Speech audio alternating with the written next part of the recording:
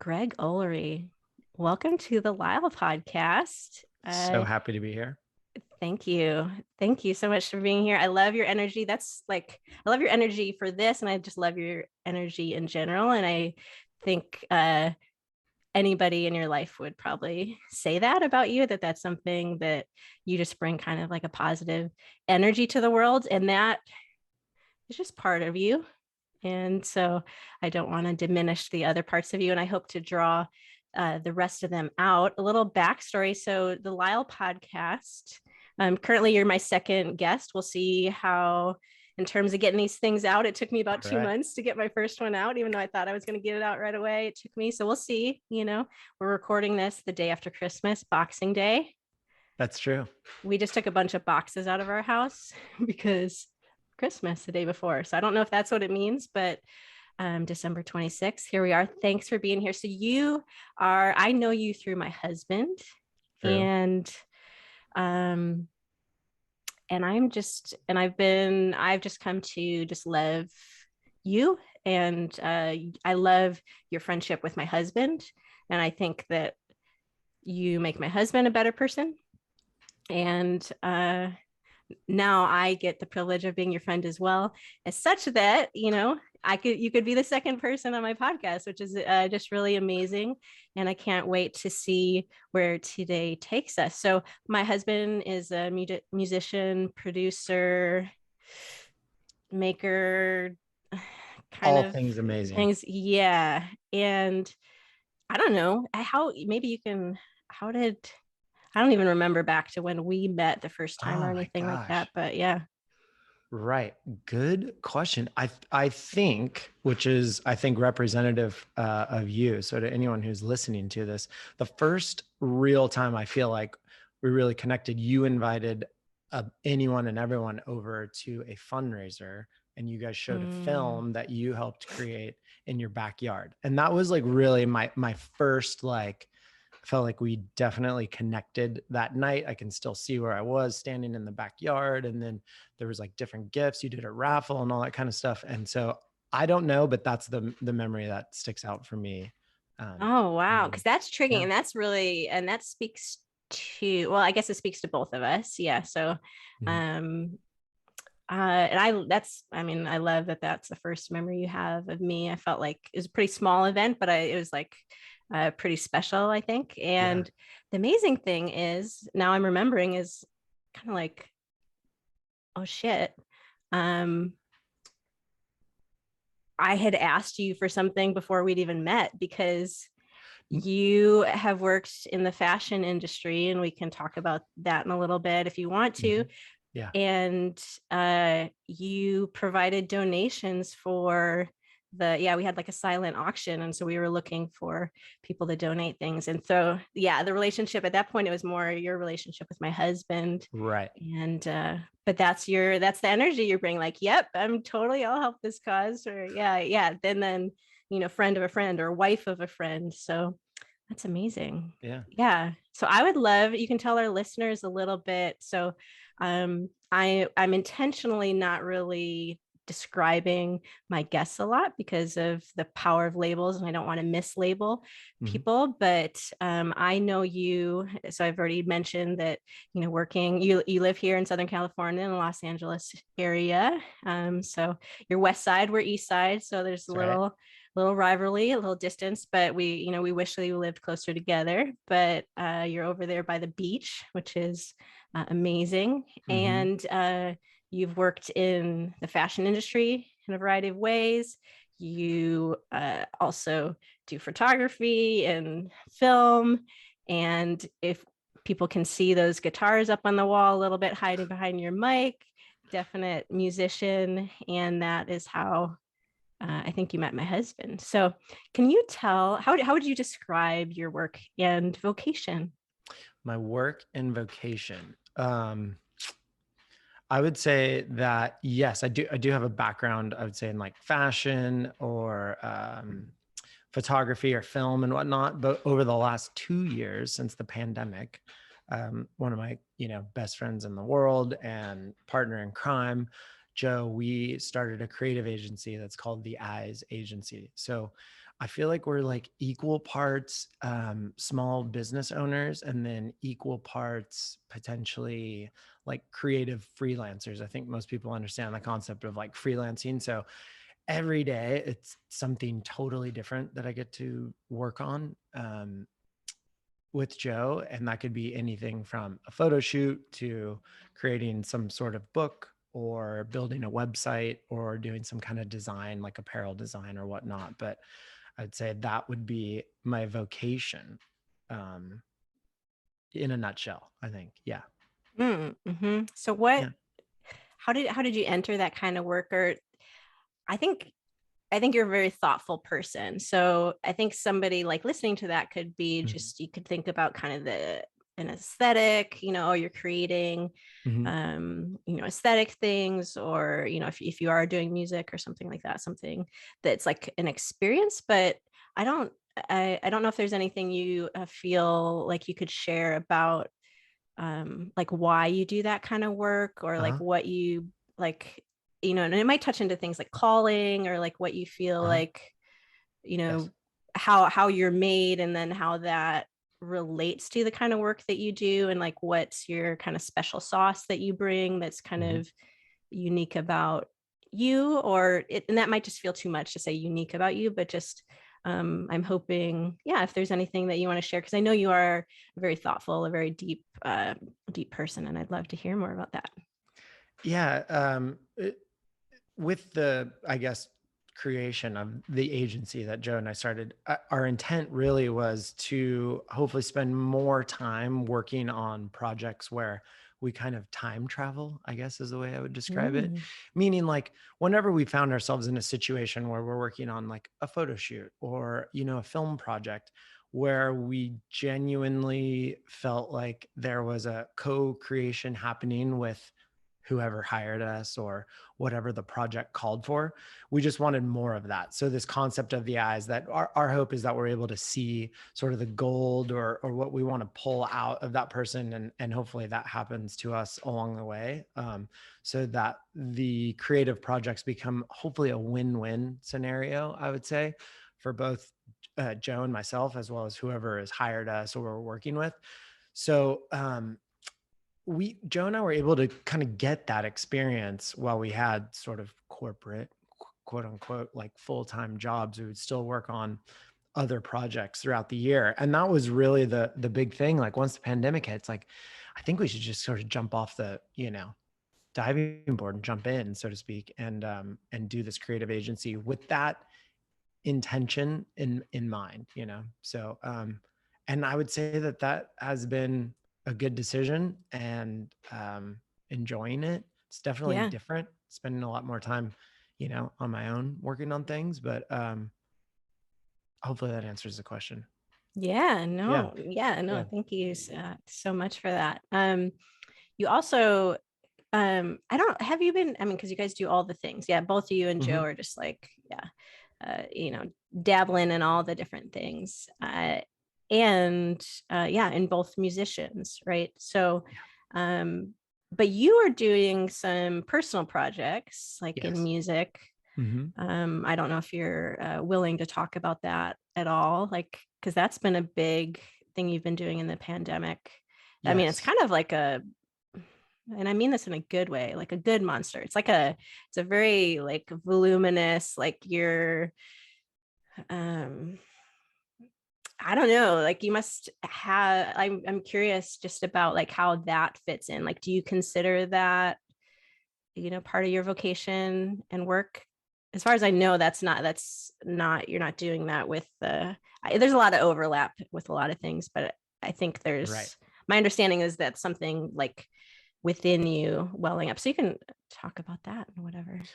Yeah, of course. Yeah, the music side of it. So like everybody, I think when this pandemic started, for me, it became super real. I was with your husband and another gentleman, Wayne G. Miller, recording a song.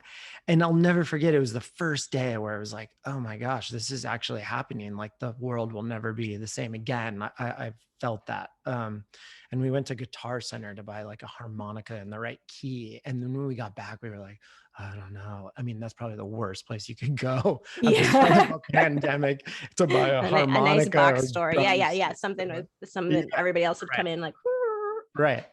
But in that moment after that day, that was like such a, I guess, marking a moment in my life. I was like, man, I've always played music my whole life. It's probably my favorite thing in the world is music on so many levels, making it, experiencing it, listening to it, live music, all of it. And so in that moment, I was like, kind of just intuitively was like, I think over this year, because it's going to be a strange one, I'm just, I guess, going to try and write and record, however many songs sort of come out. And that's what I did. So I was able to go through that process with a lot of friends, and I finished writing and recording maybe like 11 songs total. So yeah.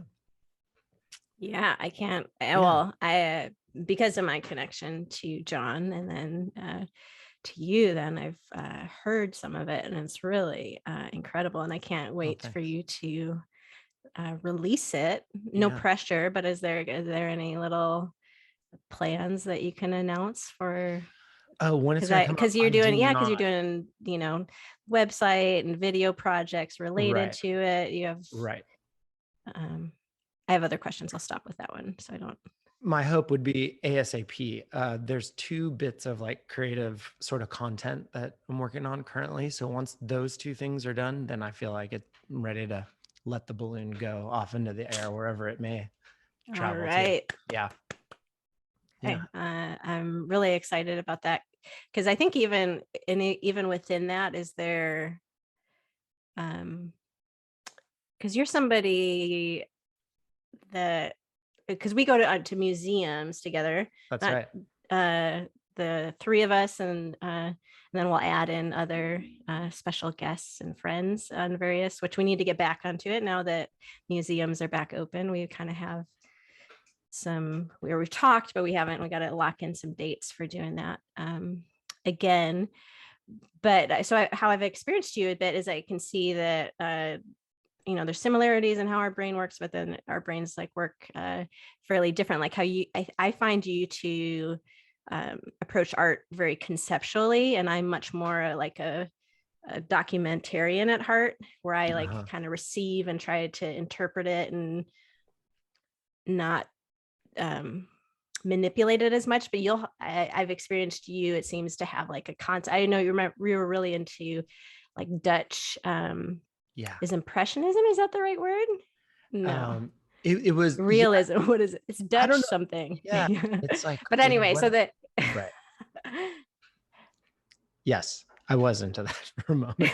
Still life. So taking these paintings, which are, isn't necessarily like a new thing, and then using those as like an inspiration for photography. Yeah.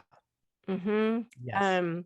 Is there a concept to your album that's forthcoming? Or is it kind of individual songs, or is there like an overlying concept to it? There is a bit of an overlying. And you don't have to share anything you don't want to, because you haven't released it. I don't mind. No, I'm so appreciative that you're even interested in asking a question. I'm very interested. So the working title is called Weltschmerz, and anyone who's German is probably cringing because I totally probably butchered how you say that. Weltschmerz. So world weariness. Yeah. Weary. Yeah. World weary. So we don't have that. We don't have a single word to describe that, I guess, in English. So I guess I felt that word to be a little bit more appropriate, not only for the time during the pandemic, as well as like what's going on. So the working title is Weltschmerz, No Velvet Rope, which is like, we're kind of, again, all in this together, the good, the bad, the range of life experience, I guess, is like the underlying concept. So within that, each song, my hope and intention was that each one would be different from like a thematic or conceptual standpoint, as well as like creatively. So each song, you're so right and nailing it, that I really appreciate an idea or a concept. I get really excited. Once I can kind of latch onto that, then the rest of it sort of makes sense for me. I know like it should be blue, or, or at least I think I think I do. So yeah. So listeners out there, just mark your calendar 2022. It's not going to come out 2021, right? In 2022, Yeah. you're not going to finish those other two conceptual projects before. No. Okay. I wish, I hope. Yeah, for Weltschmerz, That's and right. then the velvet rope. What was the I was thinking no velvet rope. no velvet There's rope? there's no Yeah. VIP section in that party. See what I mean? See, there's always because some people will just like be like, that sounds like a cool word, and that's like the level of it. But Yeah. We're kind of all in it together. That's not how you operate. Like, I don't know. you could be like, that's a cool word, but it's going to be like the meaning of it. And there's layers. There's lots of layers to Greg Ullery. Lots of layers. So mark your calendars, listeners, for that. It's really good. And this is funny because, well, I don't even know. Are you going to release the song? Because I participated in one of the songs, but you have more than 11 songs. So I don't know. I think it's going to end up being like 11. And yes, that song will be on it. Yeah. Sure. So listeners, I have a little part on one of the songs, which is like crazy because that's never happened before. So thanks, Greg Ullery, for that opportunity. Thank you. So much to talk about. I'm trying to decide if I want to ask some other questions or kind of get into it, but let's go into, so the whole LYHL is the name of this podcast, acronym, right? Live your healthiest life. I just think about it all the time. And I know you have so much to teach me and just the world about, so I'd love to hear you. And that's not a pressure thing. Yeah. No cringy face. It's not a pressure thing. This is all just about conversation. Greg Ullery, what do you think it means to live your healthiest life? And we're just going to take this however it goes. So thank you for asking that question, because I took you basically sent me the 4 questions or whatnot, and it's Christmas break, so I had some time to think about it. So where I sort of started with, I say, the question of like, what's it like to live my healthiest life? I literally started at square one and was like, well, what is the definition of health? Which is something to the effect of like, being well or free from disease. And eventually it kind of came down, to me at least, the essential meaning of being like whole. And that could be either physical or other aspects of it. And so for me, I think the way that I view it now after your lovely questions is like a mixture of just like your mind, your body, and your spirit. Everyone's sort of heard that, and that's sort of equaling like a holistic version of what it means potentially to be healthy. So I think currently I'm more interested in the way I am in the world and my disposition, as opposed to I could do like 700 push-ups and run for 45 miles, et cetera. Definitely the physical part of it is still important, but I would say for me, the mind, body, spirit, and getting those things all to sort of gel together would be my explanation, I think, of what it means for me to live a healthy life. I don't know if that answers your question. Yeah, no, I agree. I like, I mean, I agree. And that's why I'm saying I like it, I guess, is that I think there is that component of wholeness. I think there is that component of integratedness, right? And so we have these different domains that represent us.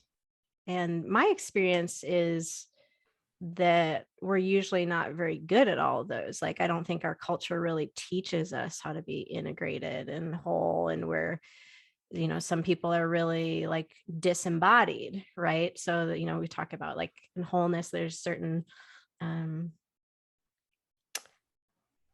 can't think of the word, certain philosophies, that talk about the word like being embodied, like meaning being in your body and aware of it, versus disembodied, meaning like just not understanding like how the things you eat make you feel, and like, your lack of sleep, or drinking the coffee or caffeine, or how it makes you feel, or like these, or how you feel when you exercise versus, when you watch TV on the couch all day, and like how that relates to how you feel, and then how you're, so feeling emotions, what's physically manifesting in your body, your mental, like your thought patterns, your beliefs and things, and how those can fluctuate. And then you brought up like spirituality as well.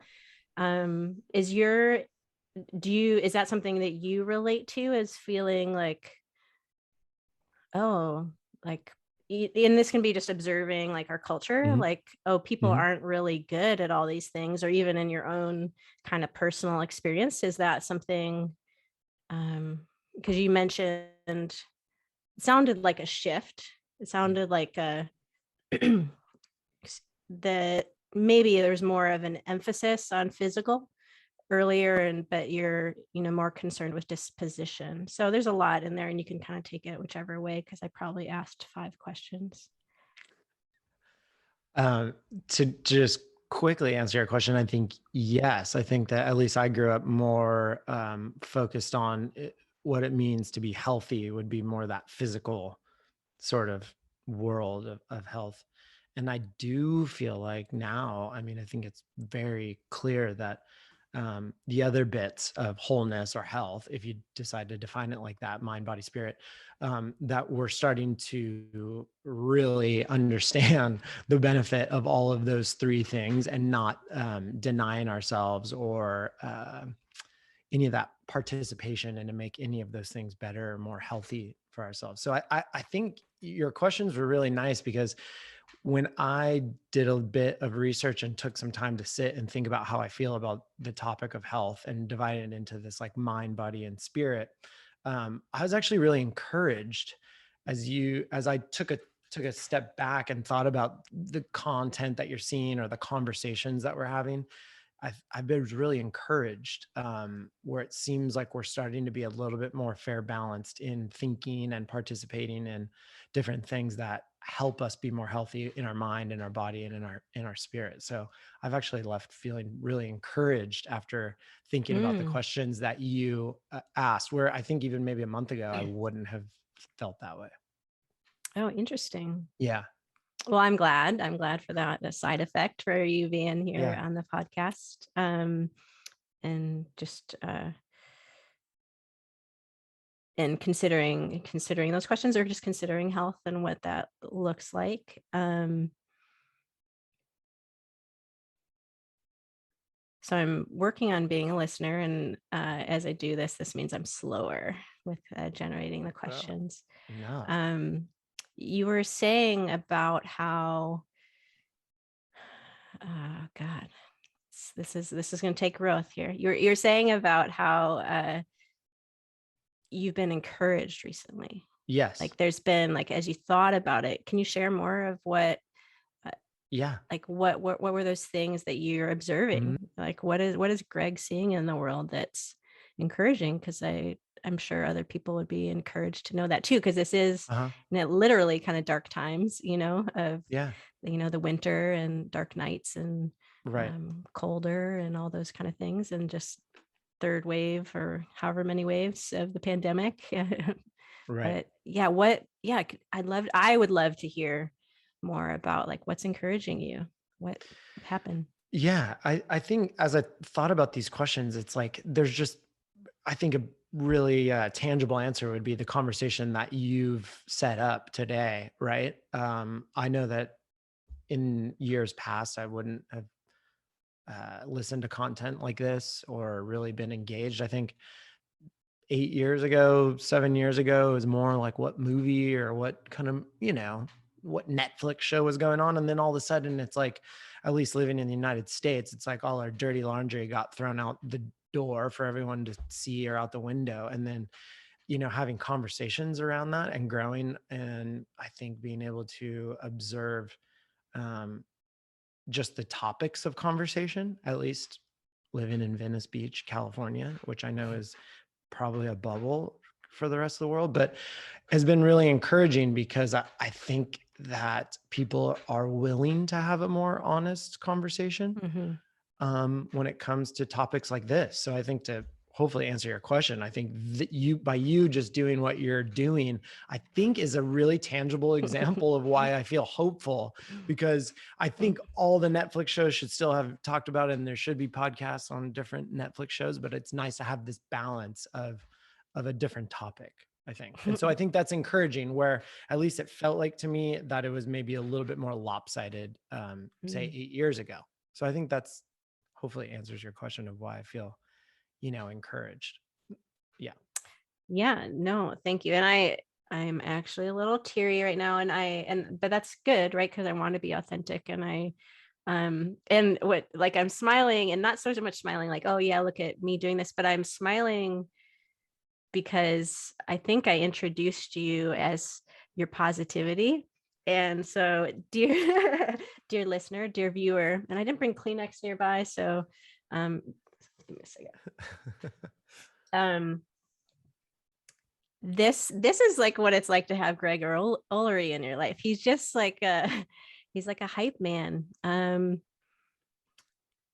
anyway, but thank you. I receive that because I think you are like, I think you do speak authentically. And so that some of that is also just like receiving that in real time, just for everybody to see me be like, it's like a Christmas gift you just gave me. And which I think is really powerful, is like the power of words. And that's something that I experience you as being you. I feel like you just really use your words for good, and that's a lot of when I say I'm thankful for your relationship with my husband, with John, is, just like you're such a good friend in terms of encouraging him with his passions and his talents. And so anyway, so thank you for that. And I'm glad that it's been an encouraging experience. Yeah.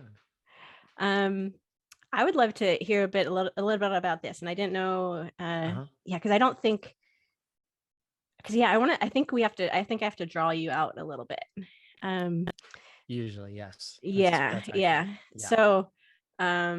So those of you, if you try to find Greg Ullery, oh my goodness, it's the first time we've met. If you try to look for Greg Ullery on social medias, you're not going to find him. And we've never had a chat about this. So I don't know the story, because if you're not on social media, that is a very intentional thing. And I would love to hear why, because I think I struggle with social media, because it's addictive and the things, and I know so many do. I was just at a solstice event last week, and one of the women shared, like, one of the things she wants to leave behind is like her addiction to Instagram and like the things that it makes her feel. And so I have like an admiration for you, because I don't think you view yourself this way. I don't think you view yourself as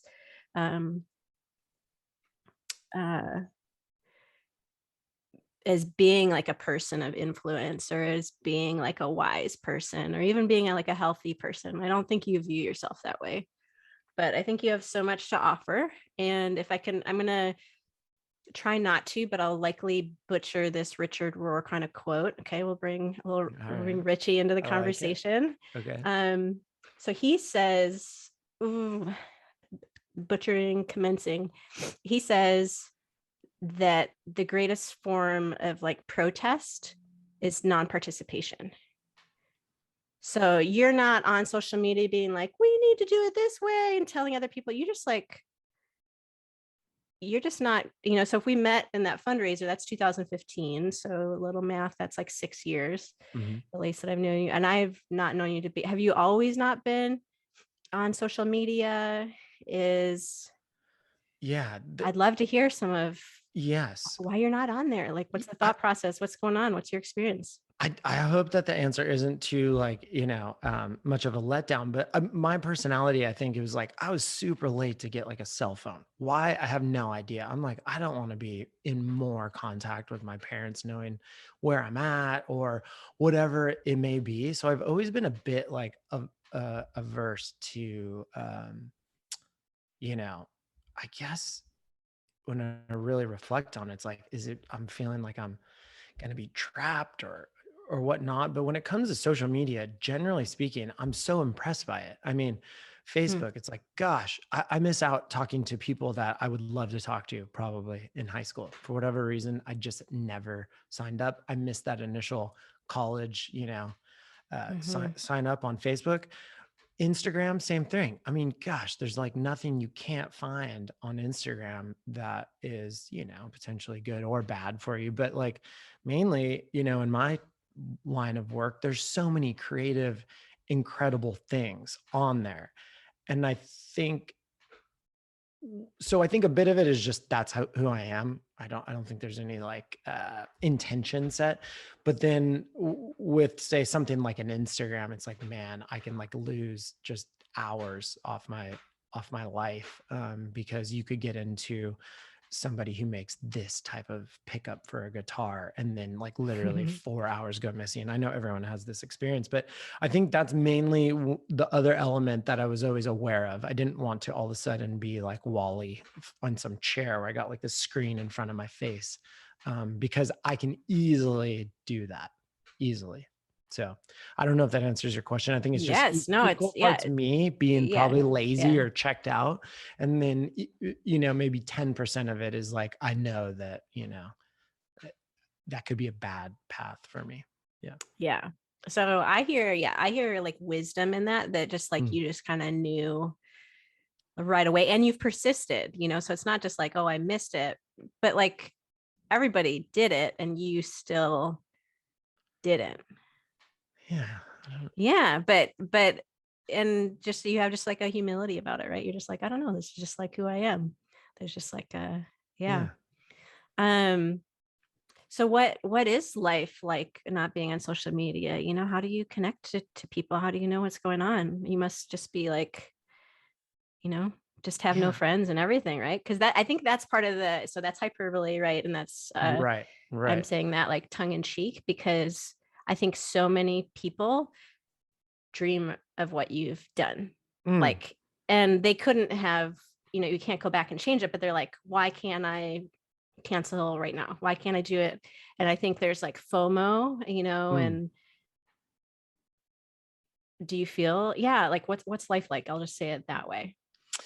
Yeah. I don't know. I think when I think about it, I think a lot of it probably has to do with just like me. I tend to be like, okay, spending time by myself, et cetera, so I might be a little bit more geared to like not desiring to be like connected all the time.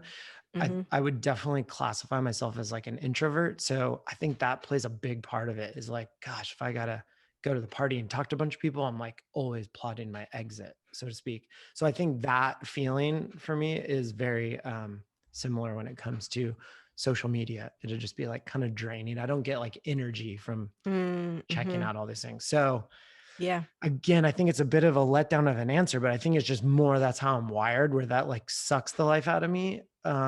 Or I find something that I love and then I'll just go like deep down that rabbit hole for 4 hours on really random guitar pickups or whatever it may be, a lens or something, totally nerdy. So, yeah. Yeah. And full of passion, right? You're just like passionate about things and you're passionate about a lot of things, right? Yeah. I think you have like a passion for life. And so that, I don't know about you. So introvert to introvert. I guess there's a couple things I could say here. I think I maybe lost the first one, so I'll go with the one that I'm remembering. Is pandemic life has taught me that I'm way more introverted than I thought I was. And so there's parts of like the rest and I would not describe the pandemic as restful for me at all. As like an educator, as somebody in healthcare, those are not good professions to feel like the pandemic is like, oh, good, I can be, be at home and do these, like not have to deal with the people I don't want to see. Like I still had to do like all those kind of things. But I learned that about myself. So pandemic, I would just describe as overall just hard. But there's been that gift of learning that how introverted that I am. Like, I don't know has there been any change, or did you already know you were that introverted? And I think the big learning for me is I feel like I knew for sure that my whole life I wouldn't have maybe used that descriptor like introverted Mm-hmm. until, gosh, probably, I don't know, at the end of college, maybe. But I think the one thing I did learn from the pandemic is how much I appreciate being around people. Yeah. That, for my whole life, I was always like, want to be a part of whatever it is. I'm excited about whatever it may be. But I definitely knew that, like, okay, once I was done, I'm kind of like done. You know what I mean? I needed Yeah. to like be by myself. Where Yeah. what I learned during the pandemic was like, gosh, I think I put a little too much importance on, being by myself is really what I like, and my happy place, so to speak. Mm-hmm. And it really kind of isn't. I think being in like an office environment around people and all that kind of stuff, I really understood the value of that, which I think a lot of people did as well during the pandemic. But that was definitely a lesson to be learned by me. Yeah. Yes, I feel that as well, as an introvert. So I was sharing like one side of the coin. The other side of the coin, like probably like my biggest, it's up there. I don't want to say like, favorite or what worst is always the hardest when you like rank it, but Mm-hmm. a very big challenge for the pandemic has just been like the lack of being able to be close to people Right. that I love. So that's just like a great pain of the pandemic. Um, I think the other thing is came back to me that I wanted to say about uh, being introverted. Oh shoot, it's like hard for me to hold these things in my head. Um, and this time, like I have a little notepad to like There we write go. little things, and I didn't write it down because I'm still learning how to like write it down, and it's fine. Yeah. We'll keep moving because it's Okay. not important if it didn't come back. Thank you for answering that. What are you currently learning about living your healthiest life? So you can take this whatever way you want to. You did mention um, like a shift of disposition. I'm curious Yeah. about hearing more of that. That Yeah. could be like a starting point to that, but you can take Uh-huh. it however you want to. What are you currently learning about living your healthiest life? I think when you sent me that question and I had time to like think about it, I sort of thought about like, okay, and I'll throw this out there and then you tell me which direction you think is a good place to go. But I like define the word health. I was like, okay, whole, Mhm. great. I think it's comprised of potentially these things for me: your mind, body, and spirit. And over the last like 2 years, I would say I've been um, trying to learn more about different concepts. And so when it came to the mind, I feel like I've been trying to learn like beginner's mind, Mm. as well as like non-dual thinking. Those two things for like my mental health has been something that I've been trying to do. With my body, I would say sleep was definitely a topic that I kind of dug into, that I didn't really think too much about previously. Um, Surfing, something that came up because that just like has been with me my entire life. And then when it came to like spiritual matters, like meaning and purpose in life, as well as music, were the things. So when you asked me that question, those 6 topics were the things that I think stuck out over the last 2 years of, what am I learning, or how am I living my healthiest life? And what would I want someone to know, that I potentially could share and be helpful? Kind of ended up coming to those sort of 6 topics broken down. So Look at I that don't know. organization. And so I did make note to write those down because I would Okay. not be able to hold that in there. I would Yeah. appreciate it, Yeah. but then to have like a Yeah. flowing conversation about it that other people maybe want to listen to. So you led off with beginner's mind and Yes. non-dual thinking. Now, these are things that I have exposure to, but maybe Uh-huh. not all our listeners do. Like, what can you share a little bit of let's get into these things now. Yeah. So we got a rundown. Thank you. Now we got their outline, and let's Okay. get into it. So Okay. like, what are you learning about beginner's mind, and and kind of define it a little bit of what Hmm. it means for you. You can give your understanding of the definition you want, or you can just jump right into what that means for you. Yeah. It's completely fine too. Well, I think on the topic of beginner's mind, the first time that it actually made sense to me, I heard someone say, like, once I took the approach in my job or life or whatever it was that like everyone or everything is my teacher, I feel like I instantly got it. It was practical. In my previous job, it would go from meeting to meeting. You're in a lot of people or around a lot of people with a lot of opinions, and there's a lot of talk, and there's like I guess it could potentially be defined as like a stressful situation at times, right? And so once someone shared that, like, everyone is my teacher, and I took that approach, um, it just totally changed my life, my work life, originally, in the Mm-hmm. sense that it helped me not label things too quickly. It helped me not like, it helped me to observe things a bit. So I would say like beginner's mind, I think has been around since the beginning of time. I think, in Japanese culture or Zen Buddhism, there's the word like Shoshin or something that literally means beginner's mind, which it's like, okay, you don't want to, label or judge things too quickly. And even if you're at, say, like an advanced at, like, say, someone like John at, playing instruments, it's like still approaching whatever you're doing as if you're a beginner, even if you're advanced.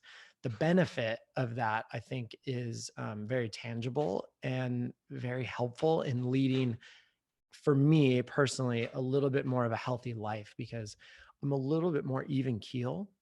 The Mm. flip side of that for me, though, is that I can tend to observe potentially too much in a scenario where then I'm not like participating. So, like life, it's Mm. full of just like,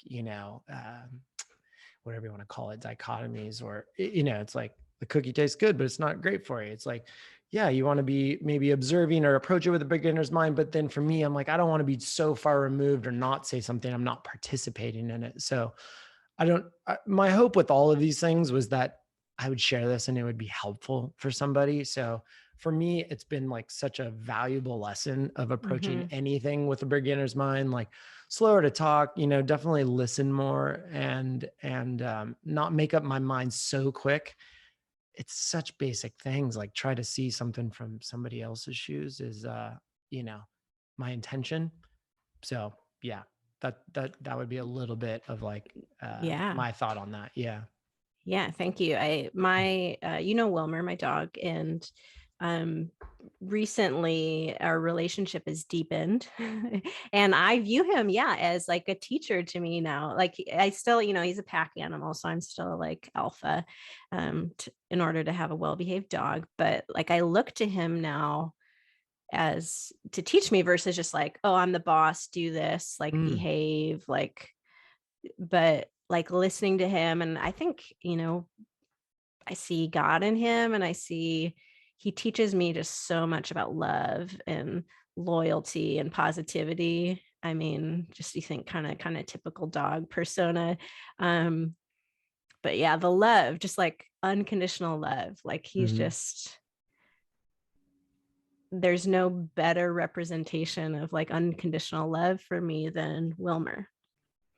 Um, can you, I can yeah, attest to that. Yeah, because he'll jump like fully in your lap and like lay down. Yeah. So yeah, I can. he's a cuddler. He's a Yeah. cuddler. What uh what is there something that you can think of right now that is like new? Because I in terms of your beginner's mind, is there something in your like routines, or you kind of mentioned specific with work previously? Is there something, like are you out on a walk and you're seeing the birds differently? Or you say like what's something that's kind of fresh for you as you practice that beginner's mind that's taking you to new places? Completely. I think on the more particular level, I think even just like eating a meal, like enjoying a meal, like really trying to, something as simple as like tasting each bite, right? Or if I do go on a walk, trying to just notice and like take everything in and not take the ordinary things for granted, I would say has Mm-hmm. proved to make my life, I would say, just a little bit more enjoyable, really, on Mm-hmm. the selfish level. I think on the Mm-hmm. more conceptual level, just trying to look at, things that I previously thought or really Mm-hmm. believed in, and then viewing the opposite thinking and not Mm-hmm. being like, turned off by that or defensive about it, but more just open to, well, there's a reason why that the other side of the coin, is the way that it is. So I don't know if that answers your question, but I think with beginner's mind, it could be something as simple as like, yeah, taking notice of your surroundings, not taking it for granted. That could be a meal. That could be a person that you see every day that at one point you're not going to see again, you know? And so Mm-hmm. really, really approaching that Mm-hmm. situation as it's fresh and new every time and not taking things for granted, or even conceptually of just things that you believe in, you know, really approaching what you really think is true with a beginner's mind, I think has helped me see some things where I'm like, oh, whoa, gosh, yeah, I don't know if that's Mm-hmm. how I really do feel about that. So, you know, but because I took it That from, makes me like really curious. You're saying like changing yeah, your thoughts about something. Like, what do you really think is going on? Is there anything that's coming to mind with that makes that kind of yeah. concrete? Yeah. Yes, for sure. I think again, on the more tangible level, something or particular, like, you know, just in meals in general, but I think on a more, how would you say, on a more societal level, I've really thought a lot about just like our justice system and Mm-hmm. like how how I am in the world. And Mm. I think our system in America, at least, is like this retributive system, you know, like where it's like all about retribution.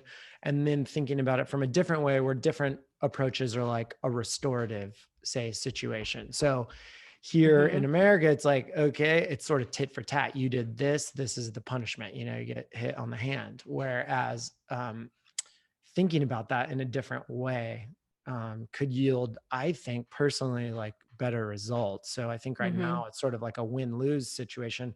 Whereas like what's wrong with like a win-win situation where if on the topic of say like justice, and I did like take Mm-hmm. a few notes, like for instance, like, you know, retributive justice is more focused on like the crime defined as like a violation against the state, where like in restorative justice, that approach is more just like, say, between you and I, you know, and Mm-hmm. reconciling that difference.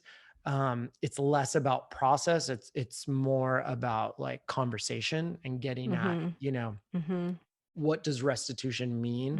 If Mm-hmm. I hit your car, like, how am I going to make that right? You know, as Mm-hmm. opposed to whatever the process may be. It's more about right relationships and less about being punished for what you Right. did. Yeah. You did something wrong and now you need to suffer Yeah. like Yeah. in perpetuity Yes. versus, Yeah.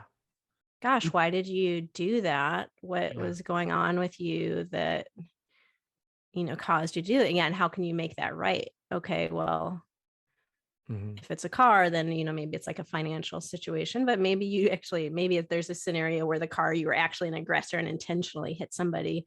So then it's not just paying for the car, but there's also probably like what's going on inside of that person. Like, and then what hurts are there Yeah. that there is causing them to act out. So to make that right relationship then is right to help that person who did the harm, right, grow and change and probably be more whole, right? Like what we're saying, like to help them be like healthier, like to be, um, I love that you bring that up.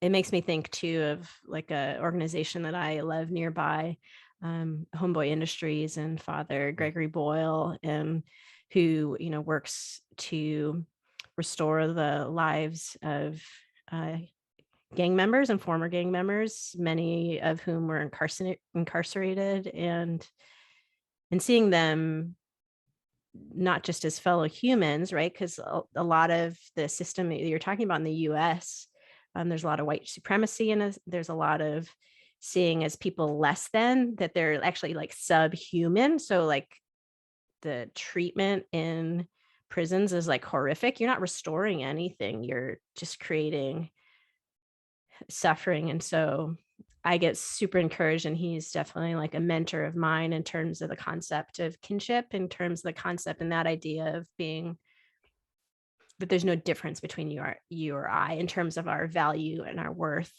and divinity and like love and like the source of life and all that. And so feeling connected, and to your point about, if we bring it back to that beginner's mind of how you defined it as like everybody can teach you or everything can teach you, he's not just there to help these gang members, he's there to like learn from them and to be in relationship with them and the results are profound. And I'd encourage anybody to learn more about Homeboy or go visit them. They're just Chinatown kind of adjacent, Boyle Heights adjacent here in Los Angeles, and they help thousands and thousands of people every year. I love that. And is there anything you want to say, or I'll take it? Is there, did that bring anything up? No, yeah. The only thing I'd say to just sort of wrap that thought up was like, I think for me, the big shift in my thinking of what I thought I believed, which was sort of this like tit for tat, this type of system that I guess I grew up understanding, which is you steal the candy bar, you're going to get in trouble. Look, I think there needs to probably be, there's rules in place for a reason, that there's really good ways to, go about something. But this concept that it's an either or, if you do this, then you're punished. Like, I think it's like this win-lose idea as opposed to like a win-win. For some reason, it's unfortunate, but I just don't think that we really like that as humans. We kind of want to see the person suffer for their wrongdoing and rather than being like restored. And I'm the first to admit, like, that's sort of how I really saw the world for a very long time. Like, you did wrong. So it's like, that's justice working by, this person suffering for their wrongdoing. I'm not trying to come at it from some like hippy dippy place at all. I'm just throwing it out there that I think that there would be a lot of value to operating, at least from the outset, in a more win-win view of the world. And how could we restore this situation, regardless of what it is, in the best way possible? It just seems like maybe following that line of thinking or action would be beneficial, as opposed to a more process driven, these are your crimes against the state. Now, clink, Yeah. But I used to think like that. I used to think that was good, I guess. Yep. Yeah. Yeah, that just spurs a lot of, thank you for that. It spurs like a lot of thought. And it's just, as we kind of wrap it up, is how harsh our, and air quotes here, justice system is, because there's not a lot of justice in it, right? Treating people subhuman, then can you see them as human? And actually, to be fully human is to acknowledge their divinity. And that's a pretty big gap. And you and I grew up in the Midwest, you grew up here in Southern California. So differences that way for sure. But we both had a evangelical Christian upbringing, and both you and I, that retributive justice, that's like, and that's where a lot of the world, or a lot of the US, let's just stick US, that's where a lot of the US is still. But that's a pretty big, like, it can almost feel like a chasm. There's a lot of bridges, I think, that have to be built, or very powerful growth, like to make that. So thank you for those. Yeah. Thank you for those points. So you've hinted a lot at it. So, because then you're talking about beginner's mind, you're kind of talking about that like learner's mindset, just to always be a learner, like a lifelong learner. Yeah. But you've also hinted at the non-duality in there. It's not either or. The cookie can taste good but not be good for you. And so sometimes, let's get into non-duality a little bit, so if you're not familiar with that and you're listening, you can kind of go back and you'll hear Greg kind of weaving that in a bit in my understanding. But like, let's go into that a little bit, because I definitely went through a lot of my life. I'm just in my early 40s. I went through a lot of my life in dualistic thinking. Right, wrong. I'm trying to be right. Don't want to be wrong. The worst thing you can be is wrong. And kind of just going through the world that way. So I already kind of giving a little bit of my definition there, but I'd love to hear when you think of like non-duality, and I'd love to hear you talk more about that in light of what you're currently kind of learning about that. Yeah. I feel like I've heard it expressed this way a bit, where it's like almost starting with the concept of like a dualistic mind that is really helpful. So nothing wrong with like a dualistic mindset, meaning like it's like either or sort of there's a right way or a wrong way. That may not be entirely true, but it's like someone like you, because, you know, working with people or your surgeon, you don't want them to all of a sudden be like, you know what, I'm just going to take a non-dualistic approach for this surgery. And I'm just going to, you know, just try it a different way or whatever. So definitely not knocking that. I think that there's something so valuable to understanding that if you touch a pot of boiling water, it's going to hurt you. And so these types of things, right? So definitely have to have that. But then I think the next bit where that tends to fall flat, at least I've experienced in my life, is when you do have this moment where an experience or a traumatic event shatters your world, where this like type of thinking doesn't really work anymore. And then it's a lot of like, why dark night of the soul moments. And I've heard people say, like, when it comes to love or immense suffering in your life or a death of a loved one, this is where that like that type of thinking doesn't really tend to be the type of thinking. Dualistic thinking doesn't tend to be that helpful. So you know, again, I think in a non-dualistic thinking way, it just sort of leaves things open a bit more. And it's very like hard for me to describe, but I would say it's definitely like non-ego driven. I'd say it's a bit more calm approach to something, and not closing down and already judging whatever that experience was and labeling it and putting it in a box, but rather than being open to, well, what does that, say, event or that experience have to, you know, I guess comes back to teach me, or what am I missing, or what can I learn from this moment? And then I think it can get a bit more black and white, where dualistic thinking can be like, nope, that's wrong. Nope, that's right. A little more tit for tat, either or. But I don't know if that's helpful in the way that I mean, feel free to describe that one. We're just If having a anyone, conversation. So yeah, we're going to practice non-dualism, and it's not going to be right or wrong, right? Or helpful or unhelpful. Yeah. But I think we're seeing that in society. I think Yeah. in like culture, I think we're definitely like seeing a lot of that, where conversations like this are happening more and more often. And that's really encouraging. I think we're starting to hopefully see that we're not just like othering other people. We're starting to be more open to different ways of life, what different belief systems and all that kind of stuff. You know, you can still hold on to what you believe is true. You just don't have to maybe knock somebody for thinking the opposite, I guess. Yeah. Then I think that's related to, I think I've got to go Richard Rohr here again. He talks about, when you stop othering, like when you stop, so this is the L version of what he would say, when you stop othering, I don't think he ever says othering, but when you stop othering and you start seeing your shared humanity, the world, and to do that, like your view of God has to change, right? Like it can't be like a punitive kind of God that's like, oh, you sin, therefore, you know, like, right. That if you, it's related to believing that the world is generative, that there's love, that there's enough in the world. I think they're all kind of related. And when you do that, so you talked about things being more open, that the world starts to be a safe place.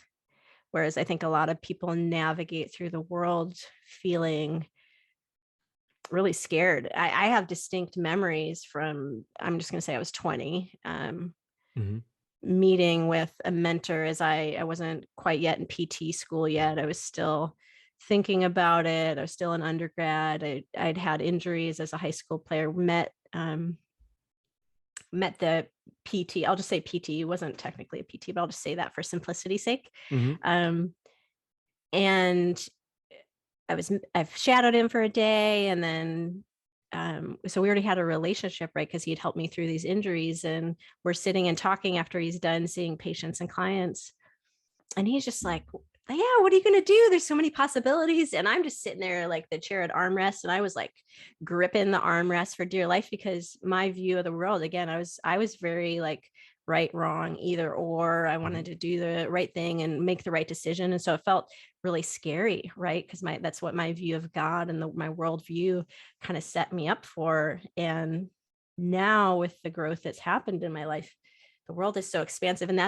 But then that was scary. If you introduced like, oh, the world's so big and open, it's like, because it wasn't safe. And I had to, Right. but what a transition. Then it's exciting, and then it's like much more freeing and participatory, like you mentioned earlier. Participation is like a big thing Yeah. for me. Yeah. Yeah. Anything else about non-duality? And I think again, hopefully it's an encouragement, but I think even the people that actually know what they're talking about on these subjects, right. Yeah. like Yeah. I've been really influenced by, say, like Ken Wilber does that Mhm. integral theory, or Don Beck, I think is his name, or Claire Graves, that came up with this notion of spiral dynamics, that just like evolution There we is go. occurring, you can literally plot and see, awareness or consciousness progressing or evolving. And I think that's Yeah. another big one, that when we think of evolution or things evolving, I think oftentimes I look at it through the lens of something material, Hmm. technology or whatever it may be. Hmm. But the Hmm. flip side, I would just encourage anyone is to like look into those authors like Ken Wilber or like spiral dynamics or integral theory, that they've been able to observe and show, how exponentially we're evolving in our awareness and our thinking Hmm. and like our Hmm. consciousness, which I think again is a really positive, hopeful thing, Yes, I thought I backed that up. Yeah. And I'm glad you brought up spiral dynamics. I know very little about it, but the bit that I do know, because I am yet to read Ken Wilber, or Don Beck, and the third one I'm gonna have to go back. And Claire, did you say Claire? Claire Graves, I believe. Claire Yeah. Graves. Okay. Yeah. So my introduction has been much more like podcast, because that's kind of like bite-sized people talking about it Yeah. and representing those people. Um, and it's been so helpful for me, and even in my faith, to think of Christianity as evolving versus the Christianity of my upbringing was very static. Like, we need to preserve what it was, and like this right interpretation, and tell people what it is, versus like, oh, things are evolving. The world is getting, like, the problems you see, those don't need to be the problems in the future, because we're changing. And even it's so helpful with the pandemic. I think, I don't know if you feel that way, to have this concept of, because it's almost like things get stirred up right in a relationship. So if you just take a one-on-one relationship, and there could be problems, and then when you sit and talk about it, it gets really like uncomfortable. You feel like all the emotions, you feel it manifest in your body. But the fact that you're talking about it means it can be resolved. Right. Right. Or I have, so second example, physical example, is I've had some knee pain this summer that's been disruptive to my normal physical routine, and I've limited a lot. And I ended up deciding to get a surgery to see if that would help. I felt worse after the surgery, and for longer. Right. So those are just examples of having problems that are not healthy. And like, when you start to work on them, it can actually get worse. And if you apply that then to like cultures, civilization, systems, and how the world is changing, and not in just a tech way, like, oh no, we're just sending people to space all the time, into Mars. Right. But, well, I guess we're not sending people to Mars. I take it back. Not yet. They're working on it. But sorry to my friends that work at JPL for saying things like that. I know people that have sent the rovers to Mars. Okay. I know people that have done that, but not people yet. But for me, and I don't know if you feel that same way, that having just even the bit that I know of spiral dynamics, and like when I look and I see the disruption in Christianity, when I look and see the disruption, I think like Donald Trump and like what that's brought up, and just even in the pandemic, like that's probably my biggest hurt, has been just how people have not cared for each other, and just have sent a big fu to other people. Like, I'm in this very individualistic, I'm going to do what's right for me, how dare you tell me what to do. And because I thought we were going to come together, and so this clash can be really disheartening. But I think this bigger perspective can be hopeful to, yeah, things get kind of worse as we transition. So there's a level of consciousness that's going up, but then there's late adopters, right? Or that are resisting and feeling very threatened by the change. And because they're threatened by the change in culture, it's getting uglier, but that this is actually a symptom of evolving. Right. Does that relate to what you're saying about the encouragement, or did you have a different thought about it? No. It definitely does. Definitely does relate to the way that I was thinking about it. I think, I guess with the topic of like spiral dynamics and looking at any kind of collective of people and thoughts and ideas and cultures and how they change, right? Obviously, you're going to have certain people that are early adopters, late adopters to any idea out there in the world. One thing that someone told me that is really helpful is like, I just try to look at myself, view myself from the moon. I just imagine on the moon looking at myself every day. And that's something that, again, was really tangible and helpful for me because I think it puts it like all into perspective, and it makes my world not so narrow all the time, because my tendency is to get a bit fatalistic. Because once you play out all these scenarios, it's like, well, why even try? I mean, you might as well just go along for the ride. And I don't want to be like that, but I do have a tendency to get like that. So having a wider view, I think is definitely helpful.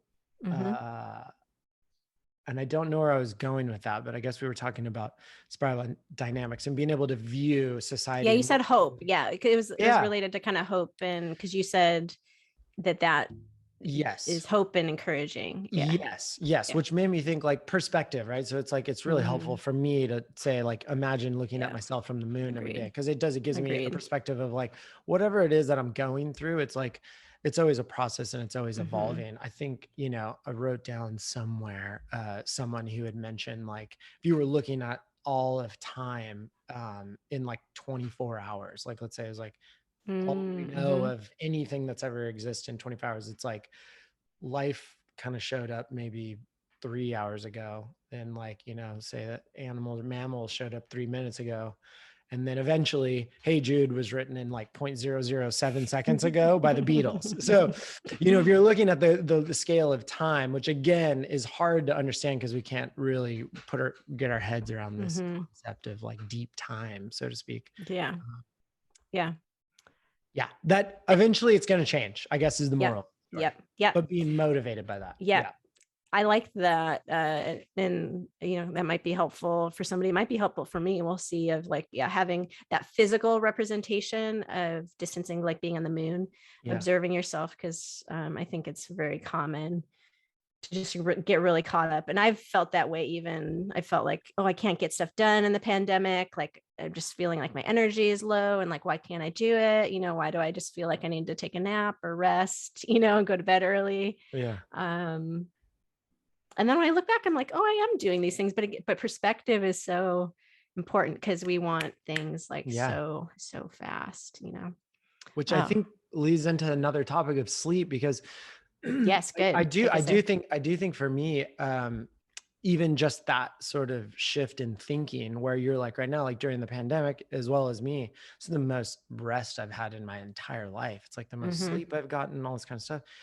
And Agreed. I think that I used to view that as like, I'm being lazy, or I'm not doing enough, I'm not achieving, I'm not succeeding, and whatever it may be. And I think that, the quote that everyone's heard is like, you can sleep when you're dead. I think the spirit of that is amazing, and I love it, but I think that statement might be a little bit more truer. So I did a little bit of like, reading on that topic of sleep, and I hopefully have changed my overall view on it. And I don't view it as being lazy or checking out or any of that stuff, and actually placing value around that.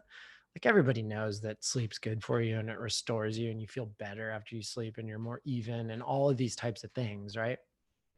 And there's the data and the stats to back up all of that. So there's no reason not to believe that, even though it's such a mystery, so to speak. But I think the shift is like was a healthy thing for me, not viewing sleep or rest as something where I'm like lazy. It's like, no, it's actually a really healthy, beneficial thing for myself as well as whoever's around me, you know, or even things, I guess, my surroundings. Yeah.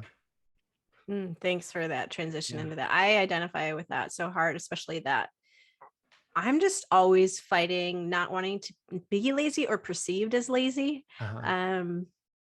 And nobody, I can't really think of somebody telling me that I was that, but I'm always, that's always, so when this is connecting to me when I said like the lessons of the pandemic of learning how introverted I am and like learning how much rest is. There's been gifts of, because I usually, I've never been diagnosed or anything, but I always experience like a mood depression around this time of year. It's better now because we're just on the other side of the solstice. And then I can be like, the days are getting longer. It's 3 minutes more light, you know, very sensitive to the amount of like daylight. I think because of how I was trying to be productive. I was trying to work out. I was trying to do all these things and the daylight limited. I can't do a run, or it's not as safe to go run at night after work. Whereas in the summer, I can work out whenever I want to, before work, middle of the day, after, for example. So I identified that's really hard about like the being lazy. I think that's such a good point. I think a lot of people deal with that. I think our culture is very productivity minded. And so we're brought up in that and not aware of that. So tying that into how my mood has dropped, I didn't have a single symptom of that this year. So last year was like less. It was like a couple months or a couple weeks into, because there's that 6-week period from daylight savings time to winter solstice. And I'm like, oh no, I got to strategize. I got to do all the things. And I still have those habits, like getting out in the sun, you know, in the middle of the day if I can, and, you know, things like that. But just leaning into rest, I didn't have a single, I can't even believe it. I don't know what's happened. So I'm just curious about that in me. And so sleep has been such a gift for me. And then you just feel, I feel like the energy comes when it's supposed to, right? Like when you do those restful things, and sleep is one of them. Like then just like you can wake up and like then the project comes, or the idea, or like what you're going to say to that person. Yeah, sleep's so important. So important. Yeah. Yeah. Do you have a like amount that you try to get of sleep, or do you have rituals around sleep that has evolved that's helping you? Like what does that look like? Is there anything you want to share about what that looks like for you to try to get more sleep? For me personally, just to quickly answer that question, I'd say it's like I've been trying to wake up at the same time every day at 6:30, not before that and not after that, you know, but like kind of a sleep schedule. And so that has been helpful. I haven't been not successful at it, but I would say everyone else has heard the laundry list of like, you know, don't exercise like before bed, don't have your TV in your bedroom. If you're going to awake, get up, read a book, like all those things. So I guess the one thing that hopefully is helpful to someone out there is like something as simple as just like waking up at the same time every day and getting on like a set schedule has been beneficial for me. There's a lot of people out there where their lives that's not going to work, you know? Yeah. But yeah.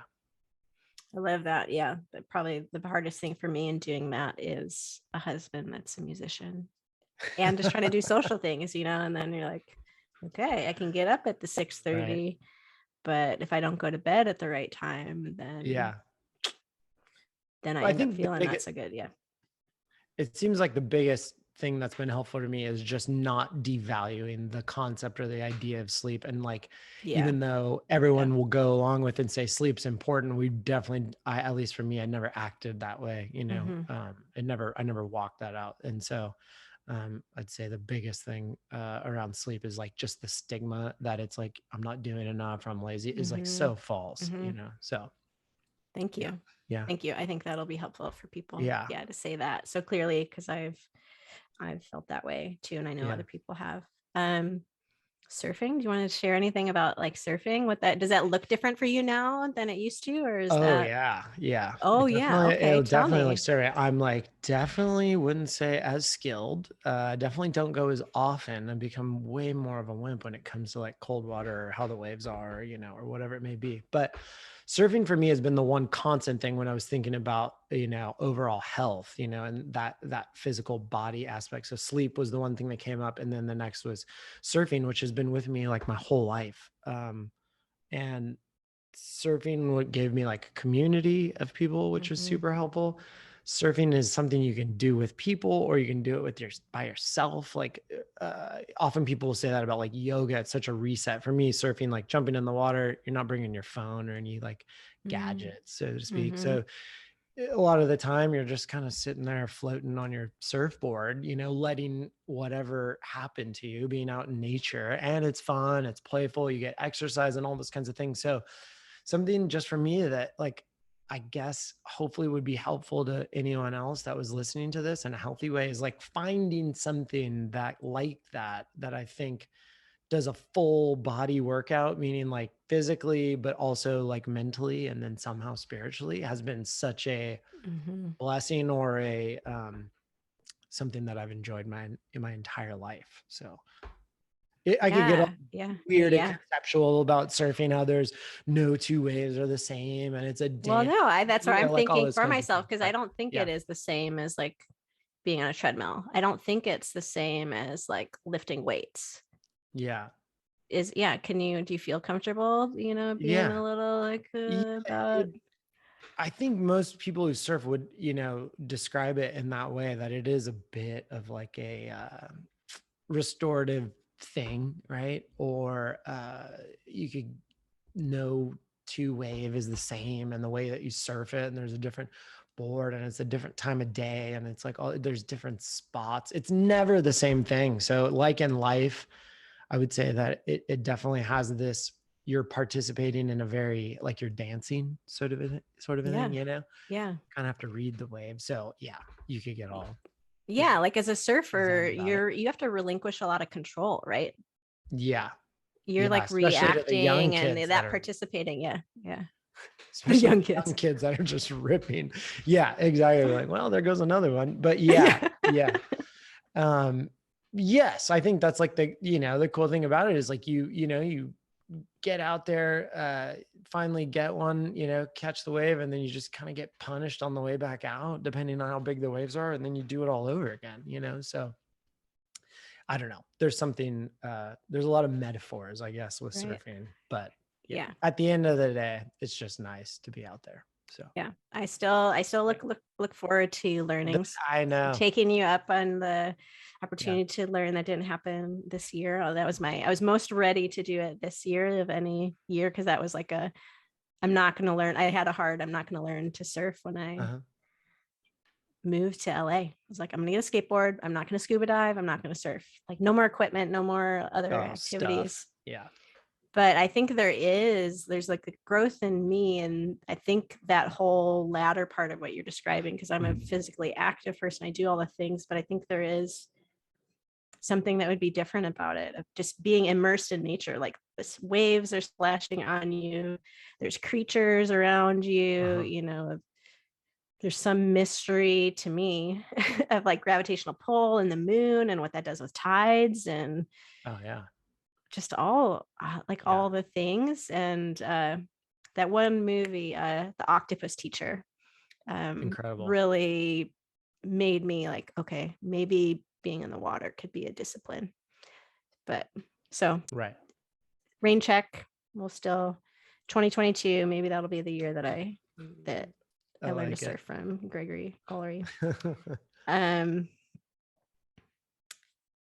You had, in terms of like spirituality, you talked about like meaning and purpose. Yeah.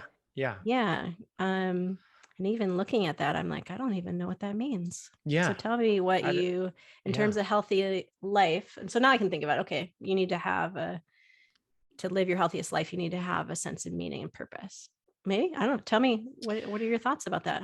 Yeah. A good friend introduced me to this guy, Viktor Frankel, who's obviously a lot of people know about. He's like a Austrian psychiatrist, philosopher, etc. And I think the basis of a lot of his work was around the topic of like meaning, that what humans are in search of is meaning or purpose, not necessarily like a Freudian way, which is like pleasure, that view of like what motivates human beings. He proposed that humans can kind of endure or make it through anything. And he's got an incredible story. If they have like a sense of meaning or purpose. So I feel like, my aunt used to always say like, do what you love and you'll never work a day in your life. A version of that. Like everyone's heard that. So I think that there is something to that. And a good friend, suggested like, oh, read some things. And so I think that Viktor Frankl has like been nothing but helpful for me, where he'll give examples like if you're giving back to the world, let's say through self-expression or through creativity, that you're going to find yourself more fulfilled and have meaning and purpose in your life. Or, meaning can be found through just changing your attitude when you're forced into a situation that you may not even like, you're able to adapt, I guess, in such a way if you have this like meaning or purpose, or just experiencing just reality as it comes authentically and not trying to choreograph something, can also be just a really easy way into something that's meaningful or purposeful if you're able to just bring all of yourself sort of unedited to life in general. So I feel like those things have been inspiring, or, I've been thinking a lot about, because there's so many different, takes on that topic. What makes human beings tick. And I think there is something to that. I think there really is, in the sense that I think it seems to make life experience a bit more enjoyable, really. When I've had a sense of like meaning or purpose, even on a project, on a small level, I notice that I'm different. I'm not so in my head about it. Yeah. Yeah. I hear like a linking back in. So thank you. I haven't read Viktor Frankl. I've heard of his work for sure. Yeah. So I'm impressed. Like it's coming out, which I already knew, like how much of a thinker you are, and learner. So thank you for sharing your insights. Like I'm hearing in that, like it looping back to kind of beginner's mind and being in the present moment, or I'm making connections. I don't know if you would have seen it that way in terms of meaning and purpose, is like coming back to that, like being in the present moment. And I don't know if you feel those connections, but I hear that in what you're saying. And and probably because I identify that as true, like there's a resonance in me when you say that. Yeah. And that like highlights a learning for me.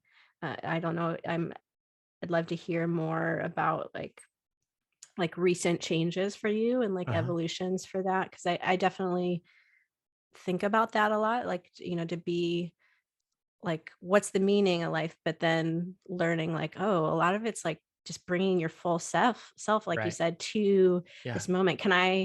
And what a gift to somebody to, and I'm just borrowing this, but it again, because it just feels so true when somebody says it, it's like the greatest thing you can do is to like hold space for somebody, to observe somebody else and to like affirm them, let them be in the fullness of themselves. And that's like a life's work right there, right? Just to moment by moment, just be like, what's happening here? Like, okay, I'm doing this art project. Like, can I listen? People talk about the muse, so I'm feeling a lot of, connection about what you said. Yeah. Yeah. I'd say even like what you're doing, right? It's like, I don't know, guess I'm asking, but it's like, even, you somehow pulled out of somewhere this idea that you're going to work on this podcast. And it seems like the intent is to be helpful and like provide, resources to anyone who's listening to lead a healthier life. I'm sure that has given you a sense of hopefully meaning and purpose, and you're motivated by that. And then you're set into action, and it probably feels good. And the experience is more enjoyable. It's been enjoyable for me thus far. I'm glad so I think that's like a real world experience. Again, you can always kind of boil it down. It's like, okay, you've probably heard that before, but I think it is a bit different when you sort of are more aware of what's happening in that. Yeah. I think it, like, even the word that's coming to mind for me is practice of, like, you can have a concept, and I'm historically and still now pretty cerebral, but now I'm much more trying to be whole and use other, express emotions. And I mean, like, oh yes, I'm crying, and I'm going to cry. I'm going to feel the weight of your words right now, and I'm going to feel fine expressing that, or I'm going to just sit and listen, or like the wholeness of.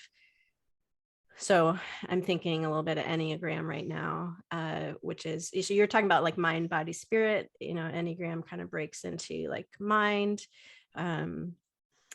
heart center. So kind of our feelings, and then gut.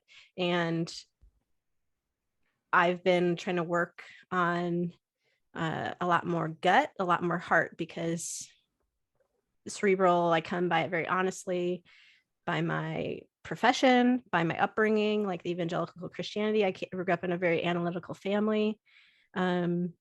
So this experience, so you're exactly right. And I'm glad you're enjoying it. I'm enjoying this conversation. This is me working out being more whole. So we can be nerdy and talk about, like, have the Ken Wilber in there, and spiral dynamics, and like drop these kind of things and really enjoy that, because we should be able to enjoy intellectual thought. But we should be linking that into our heart and like feeling things, and like that. So it's not just a concept of beginner's mind, but there's like, oh my gosh, I just was on a trail run and I saw a beetle, and I stopped and I looked at it and I started to cry because it was like so beautiful. Or the wildflower, which is, so it's not just a concept, it's like experienced. And the thing that came to mind in, like, yes, this is a expression of me trying to be more whole. My approach to preparing, like for you to come and with my guests, is to actually be very gut centered. So all I'm operating off of is my 4 questions. There's no other, like, I don't come in with any other agenda. That's awesome. Of, oh, we're going to talk about his social media, and we're going to talk about, like, yes, if I thought about it, I'd be like, cerebrally, I'd be like, those would be interesting things to me, and therefore I think to other people. They're there because my mind doesn't shut off. Right. But in the moment, it's like a practice of, let's have a little bit of structure, but we're going to have the least amount of structure that we can. And so that we just have this conversation. So that's a practice for me. And following my gut, which makes me a little nervous every time, because I'm just like, oh my God, what if I can't think of things to say? And that means I'm gonna have to pause, like, and think, and then hopefully increasingly there'll be fewer ums and pointing out that I can't think of what I'm saying. But that's a practice, right? It was like a work on listening. So yes, this is absolutely part of that. And it feels really good, like, because there's a convergence of things. Instead of like, I'm interested in this, I'm interested in this, I'm interested in this. It's like, I love living a meaningful life. I love having intellectual conversations. I love being in relation with people and having deep conversations. I want to leave a mark on the world. I have a lot of interesting people in my life, and so I can't wait for all the conversations with people, like, to draw out the different things. So you're right on the nose with that. So if I stumble or fall, if I hit the ground, made to crawl, if I'm walking out your door, would you do the same, or show me more? Hold on, you're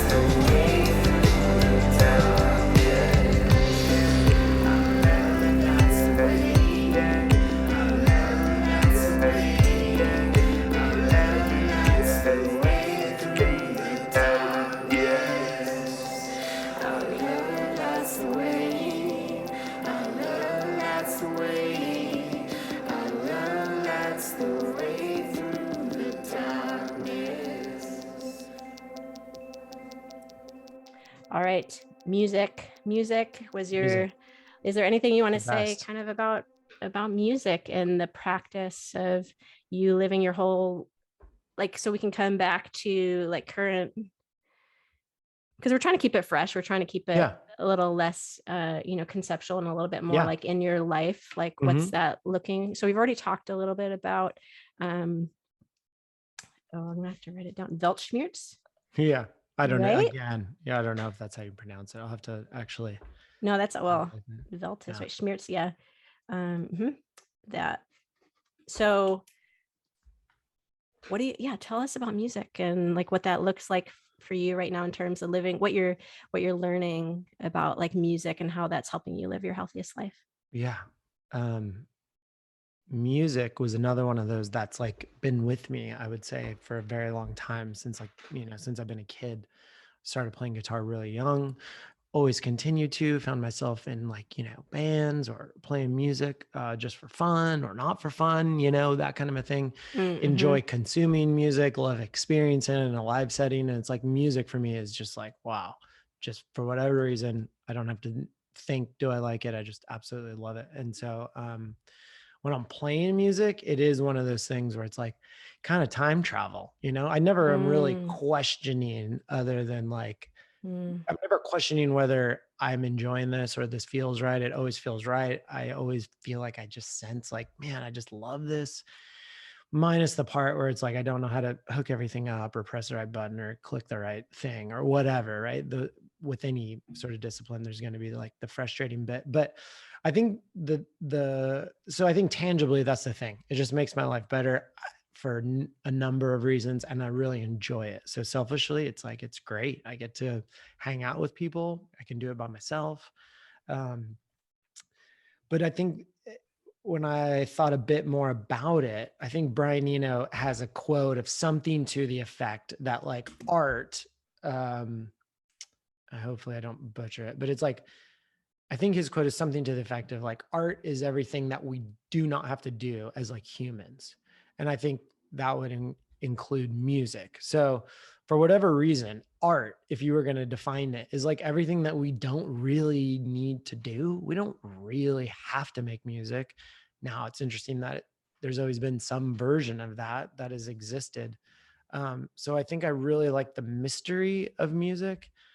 Um, and I think it ultimately music helps us see like a different way of life. Someone like early on, I really gravitated towards like Bob Dylan. I mean, you could listen to one of his songs and learn more about life in, 3 to 12 minutes, however long his song can be.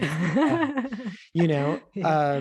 and yeah. So again, like the mystery of it all. So yeah, music for me is just like just the best, I just love it in every which way, every form. Yeah. Yeah. Wow. Thank you for that. So art is everything we don't have to do. Which I think is, and I grew up kind of being dismissive of art because that's Mhm. just like my upbringing. And Yeah. so, and you mostly just try to fit in your upbringing, right? uh, and but I can see art in my life, but there wasn't really a heavy value on it.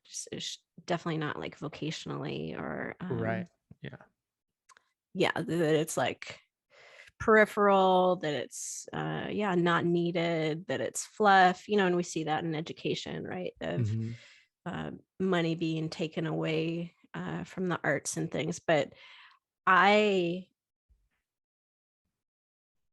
I think that art is so fundamental to life, and that we all have expressions of art. Like art is like so much broader than like Hmm. the definitions I was brought up with, where you think music, painting, Right. maybe dancing, drawing, like those kind of like classic kind of, oh, I'm an artist. And a lot of people Hmm. wouldn't feel comfortable calling them an artist.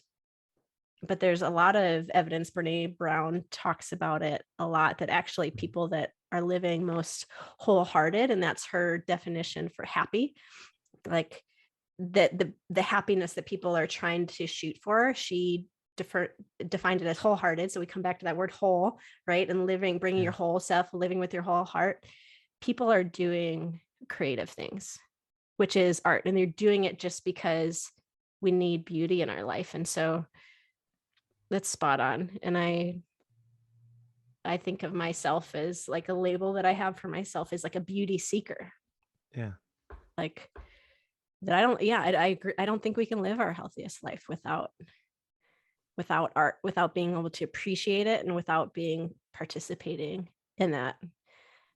And I would imagine that just knowing your life, like that's got to be a fundamental belief, like whether it's cerebral, that you're like living it out, even if you defined it as, or you described it as selfish, right? But that's kind of that's thinks that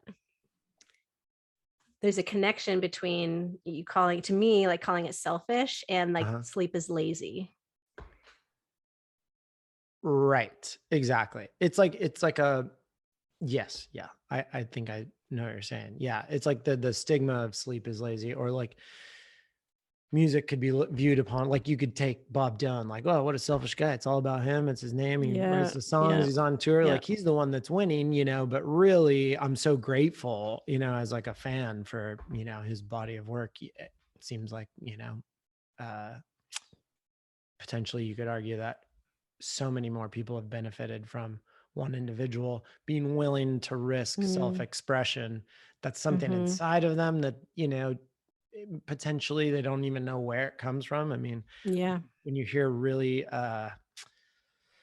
seasoned, say, musicians, artists describe the process of how they create the songs or the melodies that they come up with, it's often very like, I have no idea, came out of nowhere. I just hope to put the pen to paper or whatever it is when there's like the knock at the door. So for them to honor that, I think is really interesting as well, but it goes back to that meaning and purpose that Viktor Frankel talks about, which is, again, like self-expression through creativity to hopefully serve the world, can give a human being such a well-lived life, an experience. And I think that's true, but I think the risky part is like creating that, or letting that out, so yeah.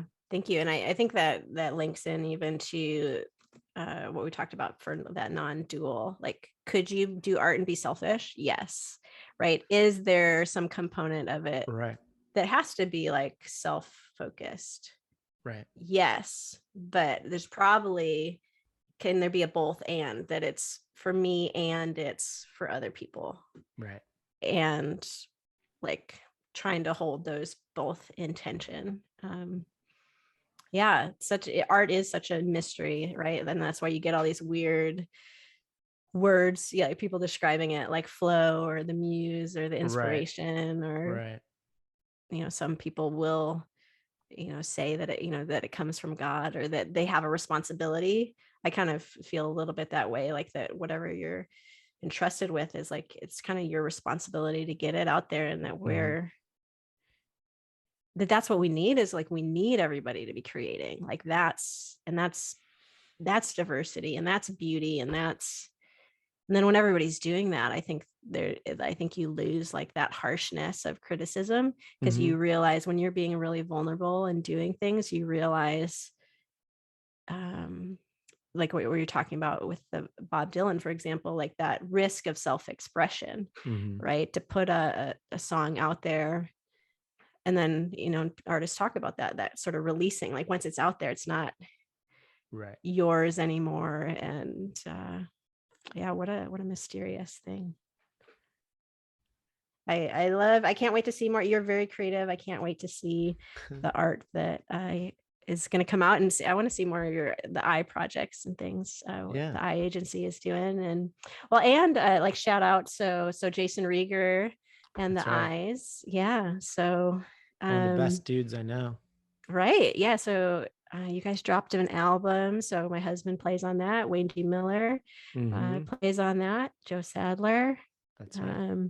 Who are aforementioned. And I think you have some other instrumentalists on there, but that's like kind of the main crew. Am I missing somebody?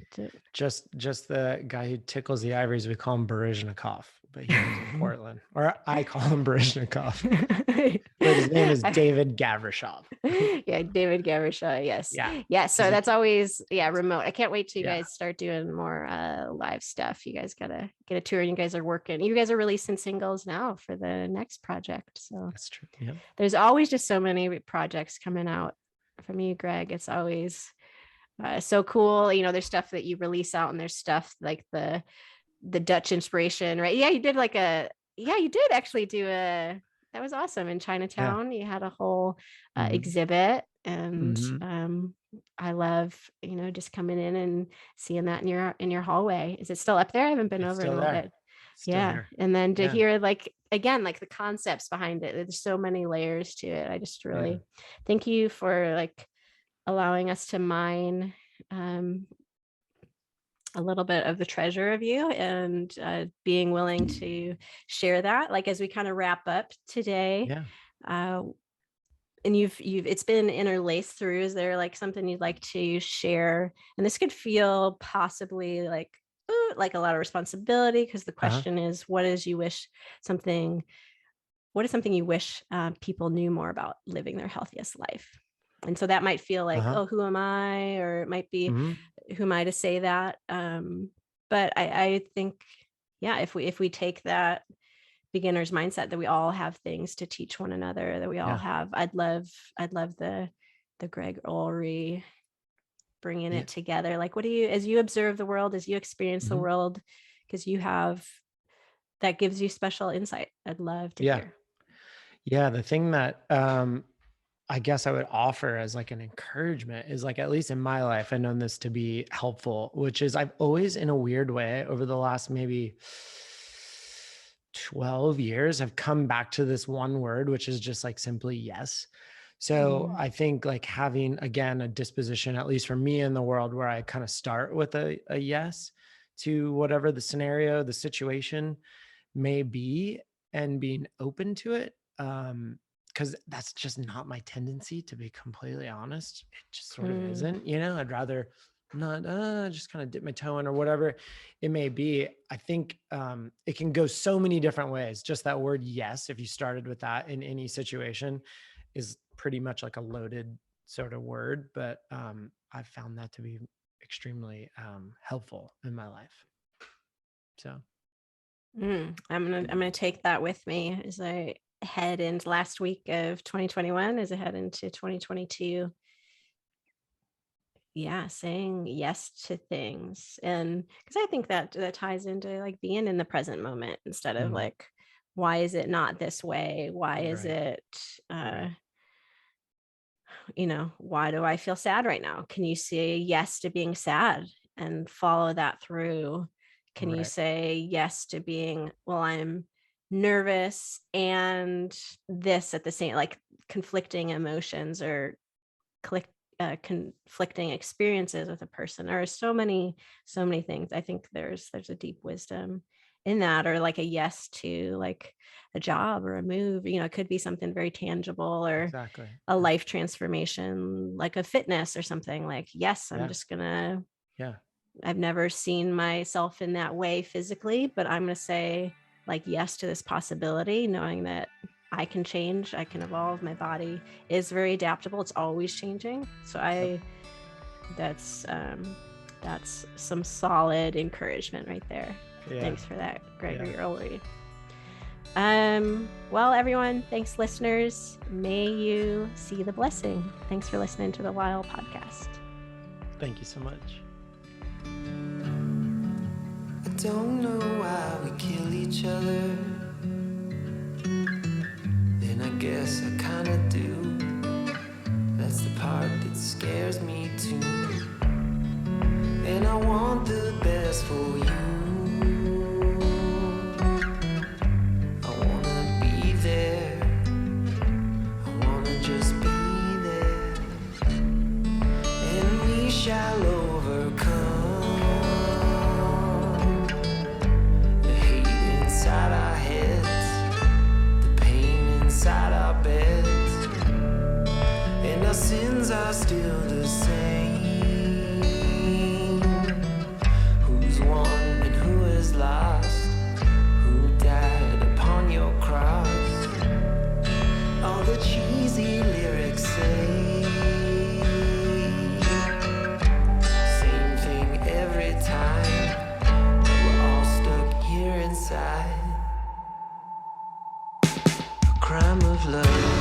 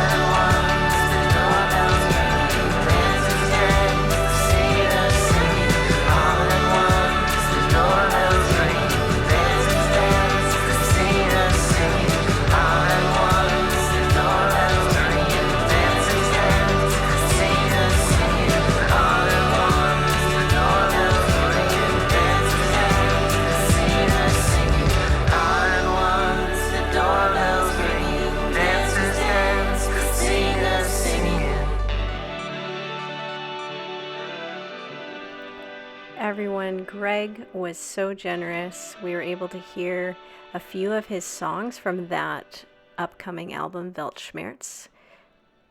We heard Hold On and Crime of Love. I'd encourage you to look for that, follow him, purchase, buy the merch, listen to the album. It's really well done, super creative. Hope you enjoyed this episode. Look for Gregory Ullery coming up. Thanks for listening to this episode of the LYHL podcast. If you liked what you heard, you can find me on Instagram at the Elle Bottrell, as well as YouTube, the internet, www.thellebottrell.com. And that's about it. And back here for our next episode of the podcast. Subscribe and leave a nice review if you think it'll be helpful for other people. Only then. Thanks. May you see the blessing.